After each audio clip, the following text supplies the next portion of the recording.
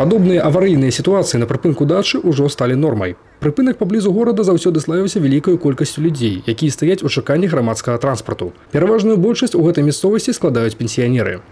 Они и старенькие, и глухие, и слепые, и с палочками, естественно, посмотрите, какой. Рух тут сапраўды інтэнсіўны, а яшчэ і пешаходны пераход ліквідавалі, спасылаючыся на тое, што дарога на пушчу траса рэспубліканскага значэння, і па новых правілах перахода тут быць не можа. Нам нужен очень переход, потому что сейчас лето, внуки, а вы поймите, в школах сейчас учат детей чему? Переход, строго переход. Вот моему внуку 10 лет, что я ему скажу, если я буду с ним бежать по дороге? Внучек, пошли там, где мне нравится.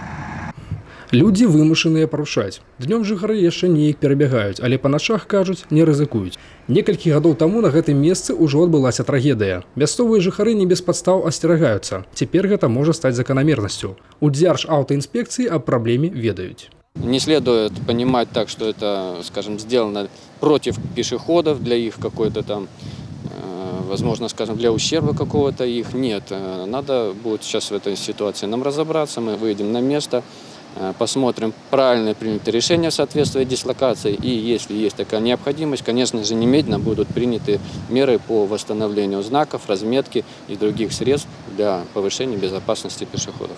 Пакуль пытанні вырашаюцца, у ДАІ даюць карысную параду. Если нет перехода и нет разделительной полосы, так называемой конструктивной, то он имеет право переходить на данном участке дороги через проезжую часть автомобильной дороги под прямым углом при условии отсутствия транспортных средств. Іншымі словамі, пешаход павінен пераканацца ў сваёй бяспецы і ў адсутнасці транспарту.